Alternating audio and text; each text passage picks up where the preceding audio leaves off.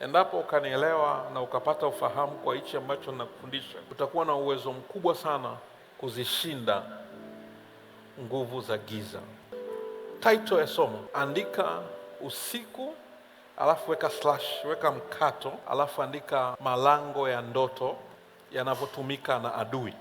Katika experience yangu ya huduma ya deliverance, karibu 80% ya watu wanaosumbuliwa na nguvu za giza, sosi yao au chanzo chao huwa wanatumia mlango wa ndoto kuwavamia. Kwa bado mlango wa ndoto umekuwa ni mlango ambao unatumika sana na adui. Kwa nini nguvu za giza zinavamia sana usiku? Lakini sio usiku, zinavamia hasa mtu anapokuwa amelala na kwa njia ya ndoto. Kitabu cha Isaya mlango wa 15, nisomee mstari wa kwanza. Isaya mlango wa 15 mstari wa kwanza. Ufunuo juu ya Moabu, maana katika usiku mmoja ari wa Moabu umeharibiwa kabisa na kuangamizwa. Maana katika usiku mmoja Kiri wa Moabu umeharibiwa kabisa na kuangamizwa. Kumbuka tunasoma kitabu cha Isaya. Isaya alikuwa ni nabii, na kwenye ofisi ya kinabii wana operate sana, wanafanya kazi sana kwa mafunuo. Sasa Isaya akaona ufunuo juu ya Moabu, na katika huo ufunuo alioona juu ya Moabu akaona miji miwili. Anasema, maana katika usiku mmoja ari wa Moabu umeharibiwa kabisa na kuangamizwa. Maanake Isaya anasema ndani ya usiku mmoja, nilipokuwa katika ulimwengu wa roho, nilifanikiwa kuona mji wa Ari umevamiwa na umeharibiwa kabisa. Lakini nikiangalia huu mji umeharibiwa wakati gani, ninaona ilikuwa ni usiku. Lakini haukuishia tu mji mmoja huo Ari, anasema maana katika usiku mmoja Kiri wa Moabu umeharibiwa kabisa na kuangamizwa. Swali la kujiuliza, kwa nini hawa waharibu waliamua kufanya uharibifu kwenye majira ya usiku? Kwa nini waliamua kuchukua na kufanya kazi kwenye wakati huo? Manake kuna siri kubwa sana katika ulimwengu wa roho. Unapofahamu nini kinatokea usiku, na mpaka tunamaliza hii series, utaelewa vitu vingi sana kuhusiana na usiku. Bwana Yesu asifiwe. Bwana Yesu asifiwe. Mtu yoyote anayetaka kuwa na uwezo mkubwa wa kiroho pande zote, upande wa Mungu, upande wa adui, usiku ni wakati wake wa kazi. Sasa Isaya ana reveal something,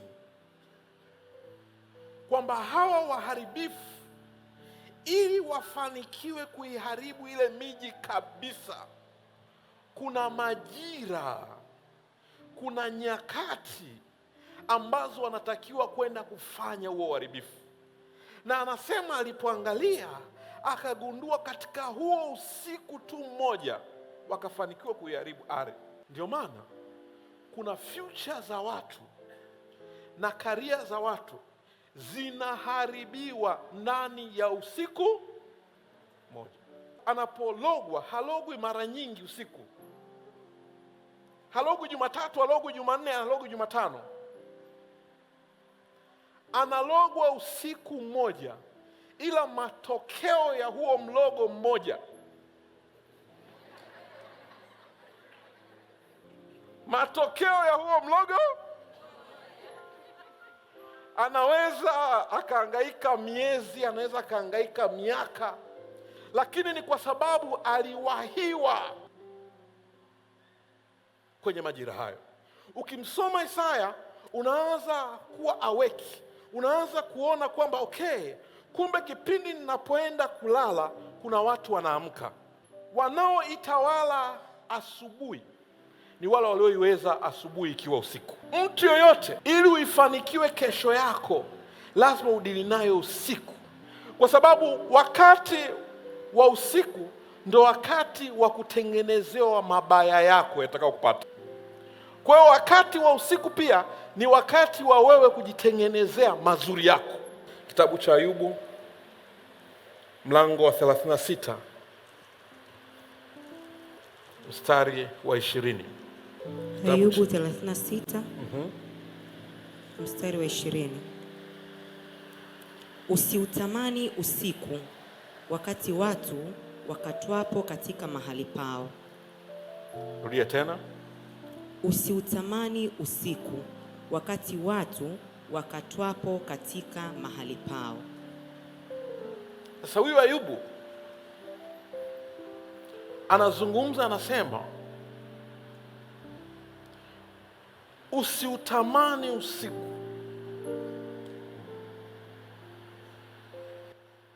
Na ukisoma vizuri unaweza ukaona sentensi hii inaonekanika kama ni warning. Anasema usiutamani usiku, alafu ana reveal kwa nini usiutamani usiku. Anasemaje hapo? Wakati watu wakatwapo katika mahali pao. Sasa Ayubu anasema usiutamani sana huo usiku. Ninatamani uone kinachotokea usiku, kwa sababu usiku ndio wakati ambapo watu huwa wanakatwa. Ngoja nikusomee taratibu utaelewa. Ni sentensi nzito sana. Anasema wakati watu wakatwapo katika mahali pao. Anasema hao watu sio tu huwa wanakatwa, ila huwa wanakatwa mahali. Manake hawa watu kuna kitu chao ambacho ni haki yao, ni kitu ambacho wana deserve, ni mahali ambapo Mungu kawaandalia kuwepo. Anasema kuna jambo moja sana linalosikitika Ayubu. Anasema kuna wakati nikiangalia naona watu wanatamani sana usiku, lakini nikiangalia kwenye huo usiku ninaona namna ambao watu wanakatwa mahali pao. Manake kwa lugha rahisi anasema katika majira hayo ndio kipindi ambacho watu huwa wananyang'anywa haki zao. Usiku ndo watu wanapoteza kazi, usiku ndo watu wanapoteza mahusiano, usiku ndo ndoa zinavunjika. Siongelei physically, na nazungumzia spiritually. Anasema wakati wewe umechoka unatamani kwenda kulala, kama ningeweza kukuambia, ningetamani nikuambia usiku usilale, shughulika, kwa sababu ni kipindi ambacho ni cha hatari sana. Kuna watu ambao wamekaa kwenye maeneo yao siku nyingi, lakini kwa huo usiku mmoja, kama ilivyokuwa Ari, mji wao waga unaharibika. Wakati huyu mtu anatamani, lakini kuna watu wanapoteza. Manake kumbe katika hayo majira ya usiku ni kipindi ambacho watu wengi sana, ndio kipindi ambapo uharibifu kwenye maisha yao huwa unatokea. Bwana Yesu asifiwe. Kabla ya ataki yoyote haijafanyika usiku, mchana huwa kunatokea kitu gani? Hii itakusaidia sana. Kuna indication ambazo waga zinatokea kabla ya uvamizi, na endapo kaanza kuziona hizo sign kabla ya usiku, una uwezekano wa kuweza kutengua huo usiku na kutengua hivyo vitu kabla havijaweza kutokea. Bwana Yesu asifiwe. Fungua kitabu cha Ayubu mlango wa 27 mstari wa 20. Vitisho humpata, lakini haongei nyakati na majira ambavyo vitisho humpata. Lakini anasema dhoruba humuiba usiku. Ukitafakari vizuri utaelewa vitisho humtokea wakati gani, si ndio? Kwa sababu usiku, anasema usiku ndo dhoruba. Alafu hiyo dhoruba humuiba. Manake huyu mtu huwa anachukuliwa bila ridhaa yake. Vitu vyako huwa vinatolewa bila ridhaa yake usiku.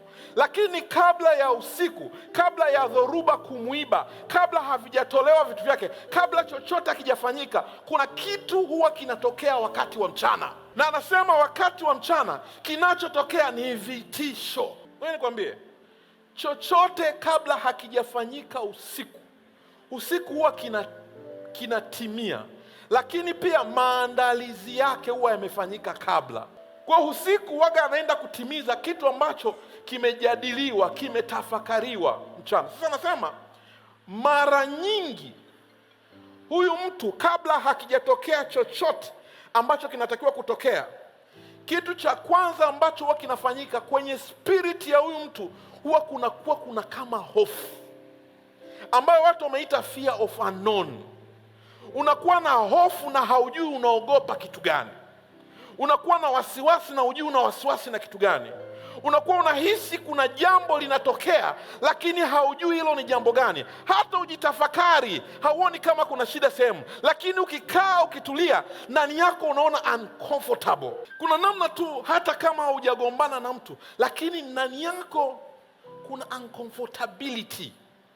Ayubu anasema, ukiona mchana unaanza kujisikia hivyo, jua usiku kuna dhoruba. Wajanja wanaofahamu ulimwengu wa roho na spiritual maturity, wakishaona hali ya namna hiyo, wakati huo wa mchana wanaanza kujiandaa kwa ajili ya nini? Na wakijiandaa kwa ajili ya usiku, hakuna kitu ambacho kitaweza kutokea kwa sababu wamefanya hayo maandalizi. Sasa kuna mtu mwingine anaanza kujisikia hiyo hali. Akianza kujisikia hiyo hali, anaanza kujicomfort. Yaani, kuna namna sijisikia amani. Dorcas yuko wapi? Mary mko wapi? Niko alone hapa. Anaanza kutafuta namna vitu ambavyo vitamkeep busy ili aondoke kwenye hiyo situation.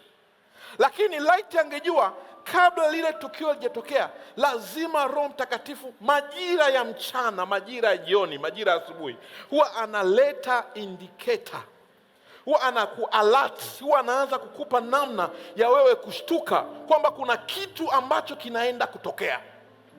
Na wakati huo, hiyo namna ikitokea, maana yake ni request ya wewe kusimama na kuomba. Geukie jirani yako, mwambie, wewe usiku wako vipi? Unaochi tamthilia, alafu unaamka asubuhi unasema, Mungu mbona umeniacha?